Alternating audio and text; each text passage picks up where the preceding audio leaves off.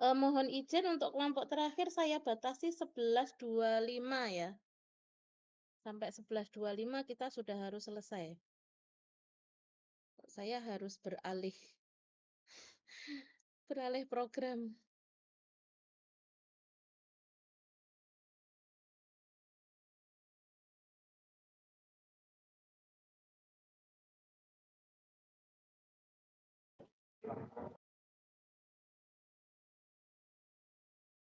Sosialisasi dan pelatihan pemanfaatan AI pelajaran. Baik, terima kasih. Bisa dimulai. Ya, silakan Mas. Bagi. Terima kasih atas kesempatannya. Assalamualaikum warahmatullahi wabarakatuh. Waalaikumsalam warahmatullahi wabarakatuh. Saya hormati Ibu Dr. Dewi Trianasari MPD dan yang saya hormati kelompok 36 serta audiens yang bergabung pada Google Meet pagi hari ini. Mohon izin saya perkenalkan Ahmad Bino Prasetyo. Saya sebagai moderator untuk memandu jalannya acara presentasi pada pagi hari ini. Baik, presentasi pada pagi hari ini dilaksanakan yaitu kelompok 36 yang dimana terdapat 3 sesi. Yang pertama yaitu pembukaan, kedua pemaparan materi, dan yang terakhir yaitu sesi tanya jawab. Untuk yang selanjutnya yaitu sesi pembukaan, saya serahkan kepada kelompok 36.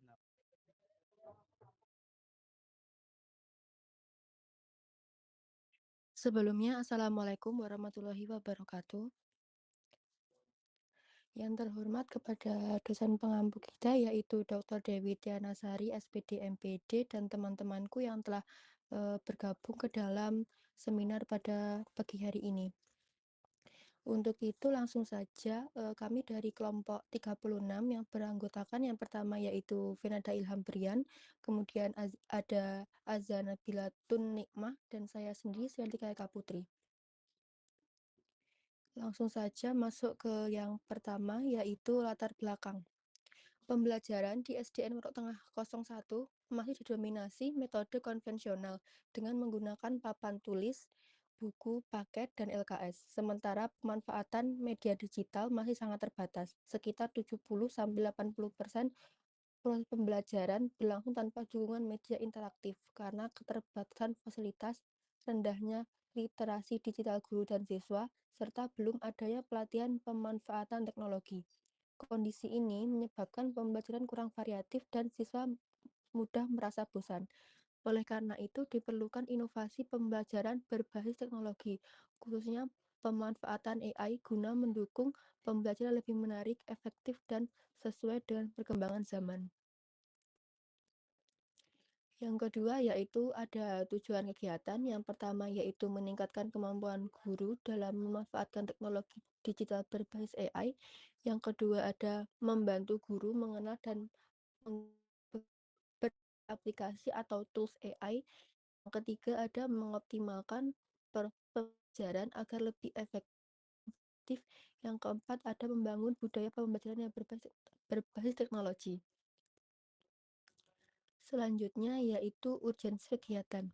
Keterbatasan pemanfaatan teknologi digital, khususnya kecerdasan buatan atau AI dalam pembelajaran di SDN Pondok Tengah 01 menyebabkan proses masih didominasi metode konvensional yang kurang memberi ekspektatif kognitif peserta didik. Kondisi ini berpotensi menghambat perkembangan kemampuan berpikir kritis, kreatif, dan reflektif siswa.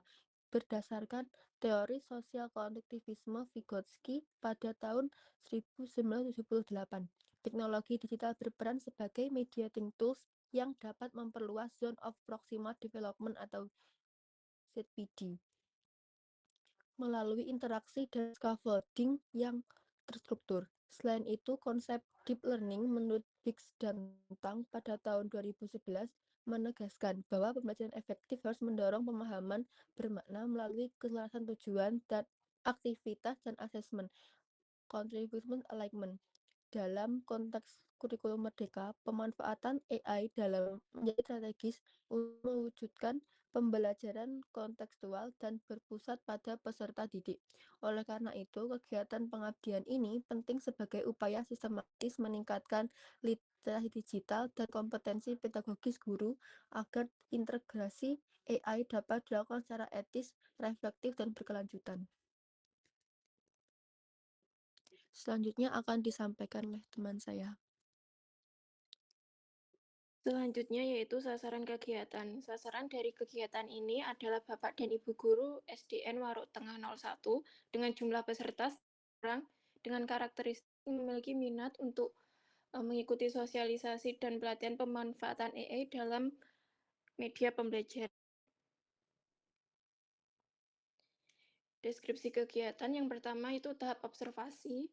Observasi kondisi kegiatan pembelajaran di SDN Waruk Tengah 01. Tahap yang kedua itu koordinasi dengan Kepala Sekolah SDN Waruk Tengah 01. Tahap yang ketiga yaitu persiapan sosialisasi dan pelatihan media pembelajaran digital. Tahap yang keempat yaitu pelaksanaan sosialisasi dan pelatihan media pembelajaran digital dengan tema pemanfaatan AI dalam media pembelajaran yang disampaikan oleh Bapak Dr. Kodrat Eko Putro Setiawan, Magister Pendidikan, dan Bapak Fadrianto Setionugroho, Sarjana Pendidikan, Magister Pendidikan. Tahap yang kelima yaitu evaluasi program kerja yang telah terlaksana. Tahap keenam yaitu penyusunan hasil kegiatan.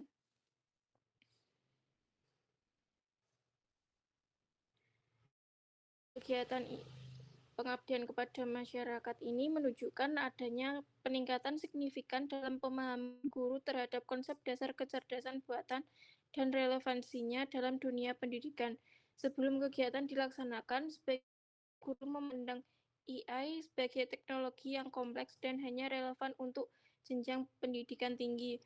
Namun, setelah mengikuti rangkaian kegiatan, guru mulai memahami bahwa AI dapat dimanfaatkan secara sederhana dan aplikatif, khususnya sebagai alat bantu dalam penyusunan media pembelajaran yang menarik dan mudah digunakan di tingkat sekolah dasar. Selain peningkatan pemanfaatan konseptual, kegiatan ini juga menghasilkan peningkatan keterampilan praktis guru dalam mengoperasikan dan memanfaatkan berbagai tools AI. Guru memperoleh pengalaman langsung dalam yang pertama, menyusun bahan ajar berbasis AI, yang kedua, membuat media visual pendukung pembelajaran, dan yang ketiga, merancang soal evaluasi yang lebih variatif dan kontekstual. Hasil lain adalah meningkatnya motivasi guru untuk melakukan inovasi dalam pembelajaran melalui diskusi dan refleksi bersama. Guru menyadari bahwa AI bukanlah ancaman bagi peran pendidik, melainkan mitra yang dapat membantu meringankan beban administrasi terkait metode pembelajaran.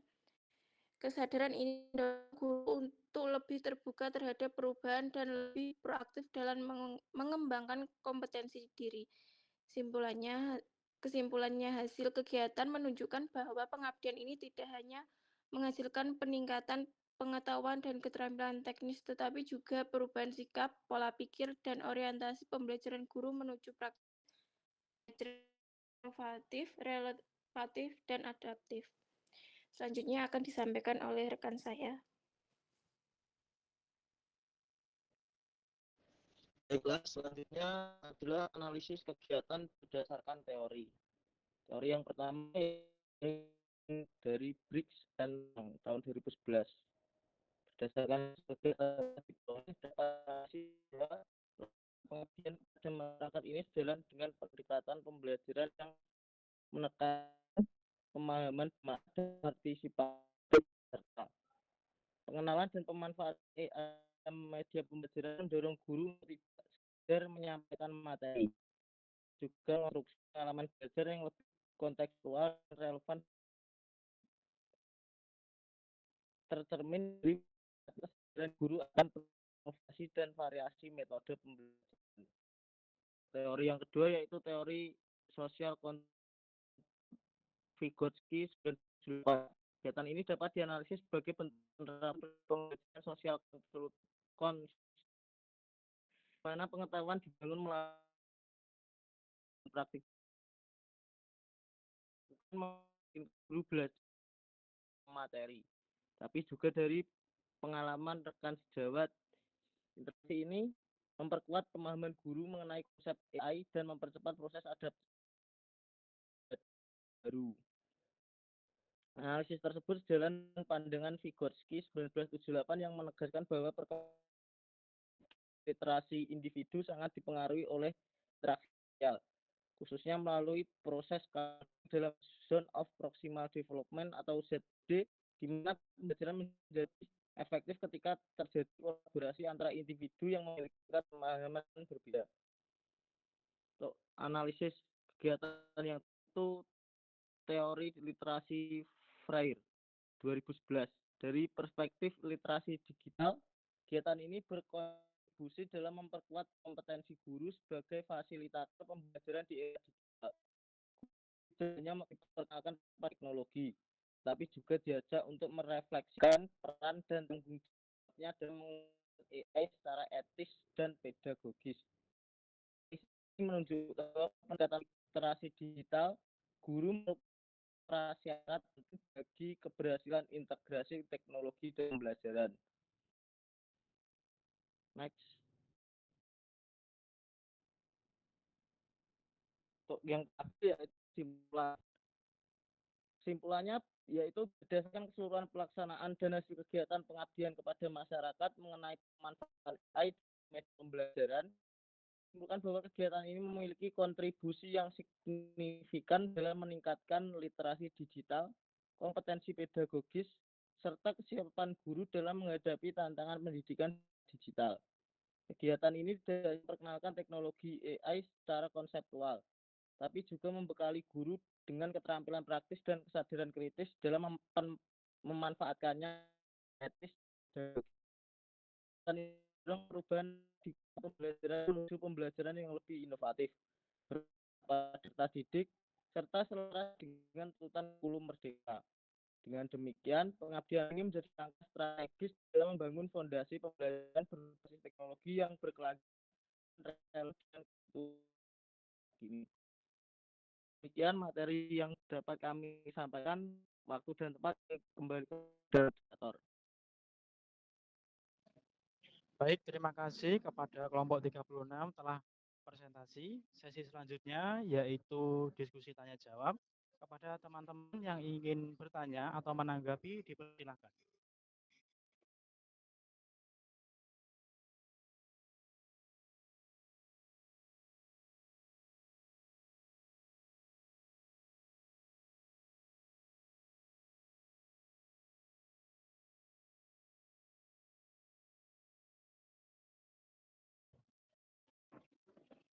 Baik, teman-teman, jika tidak ada yang bertanya, saya serahkan kepada Ibu Dr. Dewi Trianasari MPD untuk menanggapi presentasi dari kelompok 36. Waktu dan tempat saya persilakan. Terima kasih. Judulnya itu kalau boleh saya ambil intinya itu adalah yang di AI itu tadi ya. Jadi pemanfaatan AI dalam media pembelajaran. Terus bentuk kegiatannya adalah workshop untuk audiennya guru. Apakah seperti itu? Iya, Bu, benar. Terus di apa namanya pembahasannya itu saya menangkap ada statement perubahan sikap pada guru tentang bagaimana pembelajaran itu harus berjalan begitu dan tidak dianggap sebagai beban administratif bla bla bla bla. Itu mengukurnya caranya bagaimana? Kemudian untuk AI yang disosialisasikan atau di workshop kan itu difungsikan sebagai apa? Hasil kegiatannya nanti produknya maksud saya, produknya itu seperti apa dan tentu ketika pesertanya itu guru, harapannya kan ada imbas pada siswa. Imbas apa yang dimungkinkan gitu bisa muncul di siswanya terutama pada literasi. Oke, monggo silahkan dijelaskan.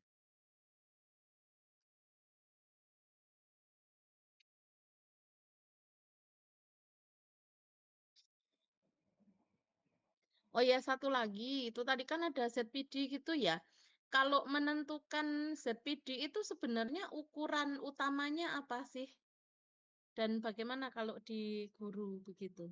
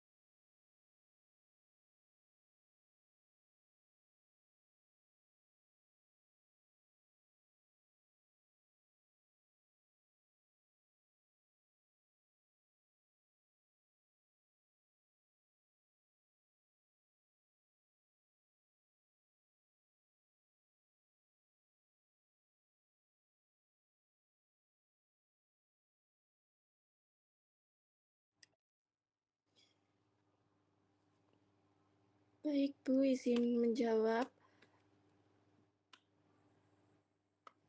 Guru dan AI itu dapat berdampingan dalam pemanfaatan media pembelajaran karena keduanya saling melengkapi peran.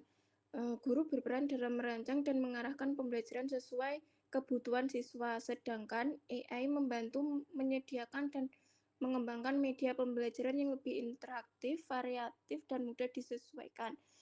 Dengan melalui bantuan AI, guru dapat dengan cepat membuat bahan ajar digital, video pembelajaran, kuis interaktif, dan presentasi sehingga beban administratif dan persiapan media pembelajaran menjadi lebih mudah. Dengan demikian guru dapat lebih fokus pada pelaksanaan pembelajaran yang bermakna dan pendampingan siswa bisa secara optimal. Sedangkan pengukuran ZPD itu dapat dihubungkan dengan sosialisasi dan pelatih ZPD dalam media pembelajaran karena EM membantu guru mengenali kebutuhan belajar siswa secara lebih akurat. Melalui pelatihan, guru dibekali kemampuan menggunakan AI untuk membuat asesmen adaptif, kuis bertingkat, dan media pembelajaran interaktif yang dapat menunjukkan kemampuan siswa saat belajar mandiri maupun saat diberi bantuan. Data dari hasil belajar tersebut membantu guru mengidentifikasi ZPD siswa. Dengan adanya dan AI, guru tidak hanya memahami konsep D secara teoritis, tetapi juga mampu menerapkannya secara praktis melalui media pembelajaran berbasis yang disesuaikan dengan tingkat perkembangan dan kebutuhan belajar siswa. Oke, sebentar. Untuk AI-nya itu bisa digunakan menghitung ZPD gitu. Atau sebenarnya AI di sini difungsikan sebagai coding. Pertanyaan saya itu.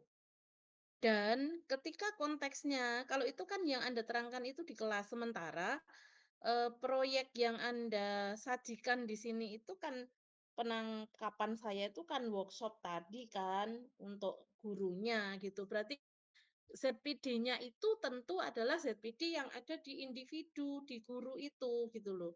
Yang saya tanyakan itu dasar pengukuran ZPD itu kalau di guru bagaimana? Justru bukan pada siswa karena ini konteksnya bukan konteks pembelajaran kelas. Yang saya tanyakan adalah ZPD pada guru itu seperti apa? Dasar pengukurannya itu ada di mana sehingga Anda memutuskan, oh ya kita kasih ini nih pemanfaatan AI gitu. Kalau di siswa malah jelas ZPD itu bisa dipetakan dari CP begitu. Sementara kalau di guru itu apa? Apakah hanya bisa dan tidak bisa, kreatif tidak kreatif begitu. Kemudian apakah betul bahwa dengan AI ini nanti itu akan mempermudah kerja guru? Karena beberapa bisa jadi sesat gitu. Karena apa? Karena prompt-nya nggak tepat gitu. Dan rata-rata guru, bukan hanya guru, dosen pun banyak yang kesulitan untuk menerapkan prompt yang tepat ketika menggunakan apa AI. Pada saat itu Pak Kodrat apa ya, istilahnya mengajarkan gitu ya, bagaimana batasan-batasan prompt kalau menggunakan AI. Terus AI-nya apa aja yang disosialisasikan? Masih ingat enggak?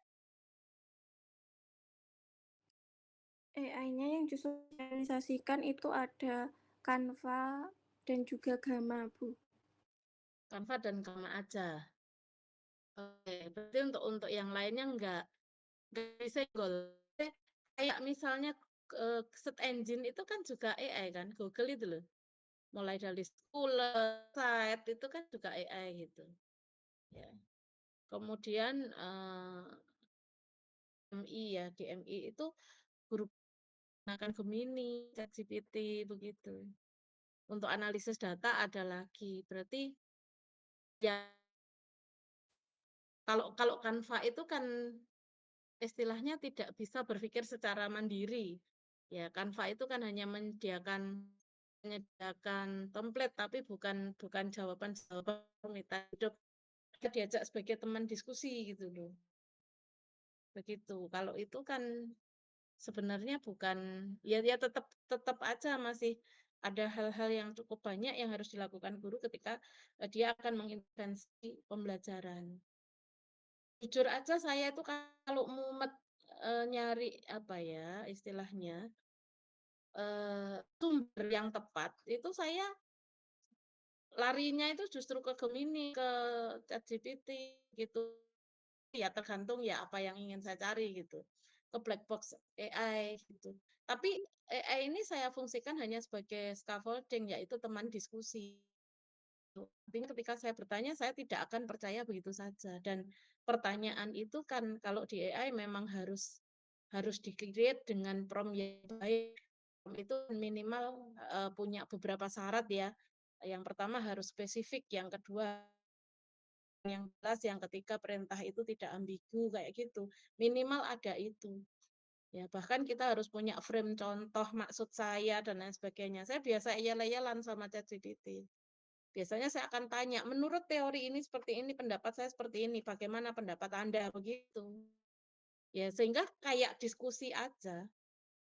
Bukan hanya memasukkan, saya pengen bikin poin dengan judul ini. Nah, itu tidak akan ketemu sesuatu yang baik. Saya khawatir bahwa ketika dalam perencanaan pembelajaran guru itu menggunakan AI, kemudian hanya mengetikkan seperti itu, terus di konsepnya itu deep learning tiba-tiba dimasukkan begitu saja tanpa menuliskan apa itu deep learning yang diinginkan, joyful-nya di mana, meaningful-nya di mana, AI-nya itu tinggal berfungsi sebagai penyusun, kan justru menyesatkan gitu loh hasilnya itu. Beberapa saya coba kayak gitu tak masukno perintah umum itu, yang ada saya ngguyu dhewe iki karepe opo gitu. Nah ini, tapi kalau tadi itu Canva begitu ya, saya ambil Canva aja ya. Tentu itu fungsinya adalah guru kan menjadi create media pembelajaran gitu, belum tidak sampai, apakah sampai ke perencanaan karena Canva Pro itu ada ke arah sana gitu? Sampai ke perencanaan pembelajaran enggak kemarin yang dibahas? Atau hanya kesajian materi? Kesajian materi, Bu. Bu, tapi Oh, waktu sosialisasi itu kemarin tuh mengkombinasikan antara ChatGPT dan juga Canva AI, Bu. oh gitu, berarti yang Iya. dia pakai apa? Meddoc itu ya? Iya. Diajarin itu enggak? Ya itu sih ini aja berarti. Tapi diajari teorinya prompt enggak? Diajari, Bu. Oke. Oke, soalnya dirimu tadi yang diangkat di. Nah itu, ya perubahan sikap ini ngukurnya gimana? Belum dijawab tadi. Kan mbok klaim ono perubahan sikap pada pembelajaran. Mengukurnya bagaimana? Apakah Anda memberikan angket setelah pelatihan? Angketnya terbuka, tindak lanjut begitu? Atau gimana? Aduh, 5 menit lagi. Kami melakukan wawancara, Ibu. Wawancara. Apa yang Iya. diwawancarakan? Setelah melakukan sosialisasi dan pelatihan itu seperti apa gitu, Bu? Ada perbedaannya atau tidak? Terus bagaimana nanti jika ingin menerapkannya di sekolah seperti itu, Ibu? Berapa guru yang diwawancara? Dari seluruh peserta audien kah? Pesertamu pira toh? Ada 9 yang diwawancara itu kemarin 2, Bu, kalau tidak salah. Nah, pertanyaannya apakah itu mewakili? Kenapa tidak diberikan angket? Ya, tanggapan saya itu. Jadi,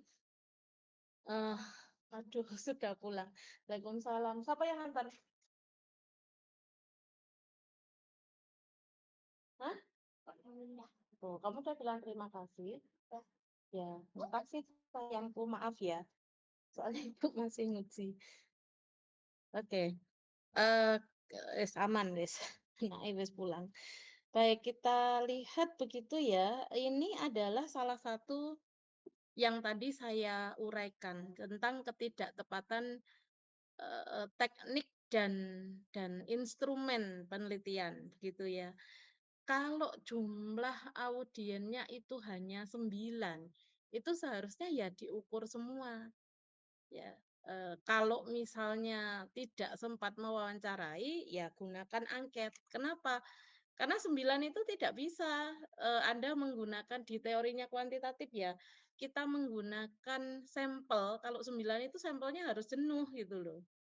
Karena yang bisa dipakai sampling random minimal itu adalah lebih dari 10% jumlah jumlah populasi begitu, itu baru boleh dipakai ketika populasinya dari 100. Untuk random sendiri tentu populasi yang lebih dari 100 itu harus punya ciri yang sama, yang mirip begitu. Silahkan di Suharsimi Arikunto. Nah, teman-teman, tampaknya ini yang harus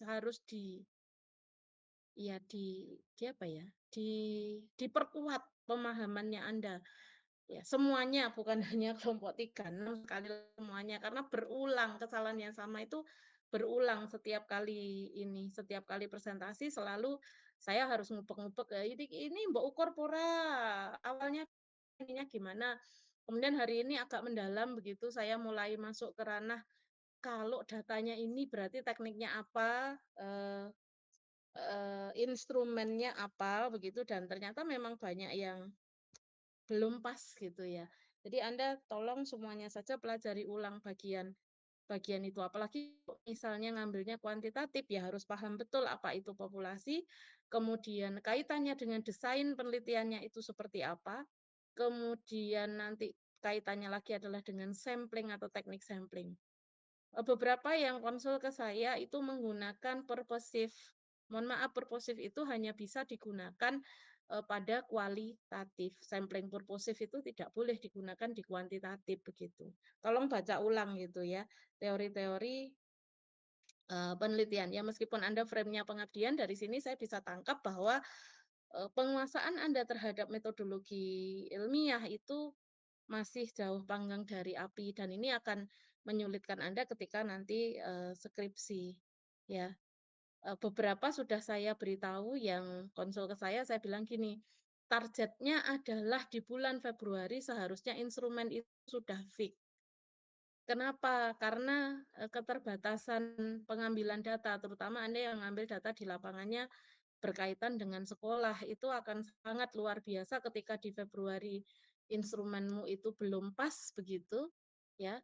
Nanti uji cobanya ya hopo, baru uji coba ngambil datanya ya hopo.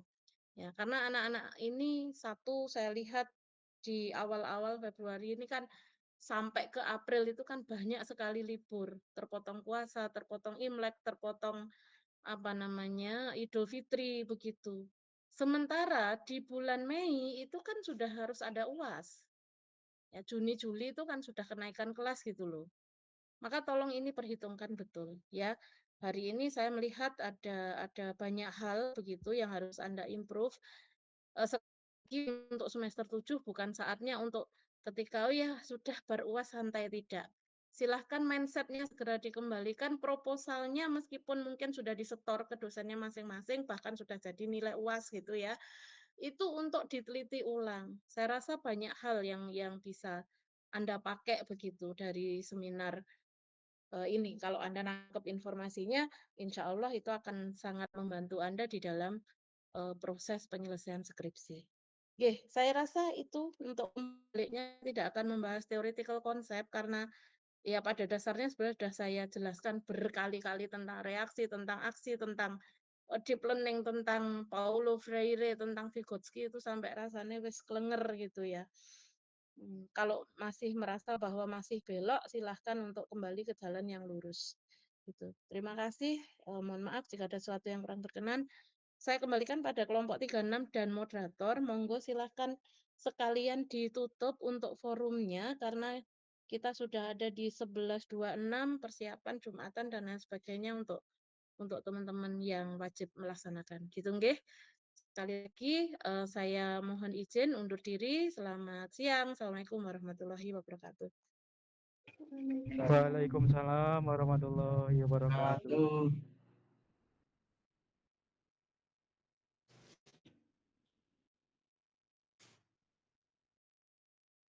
Ya Mas, moderator tutup. Baik, terima kasih kepada Ibu Dr. Dewi Trianasari telah berdiskusi. Saya rasa sekian presentasi dan juga rangkaian kita pada hari ini. Semoga bermanfaat dan menjadi bahan evaluasi. Terima kasih. Wassalamualaikum warahmatullahi wabarakatuh. Waalaikumsalam. Mohon izin untuk yang besok tampil ada toh? Lali aku. Ada di sini nggak? Ada di forum nggak? Ada, Bu. Oh, Mbak Nesa. Iya, Bu, kelompok 6. Terus saya mohon izin perwakilan dari kelompok bahwa besok itu kalau setelah duhur bisa mboten Bu jenengan. Nggak bisa. Soalnya Soalnya pewakil utawa ada ribet sekali ya. Terus terang saya susah Nggih. nonton jadwal hari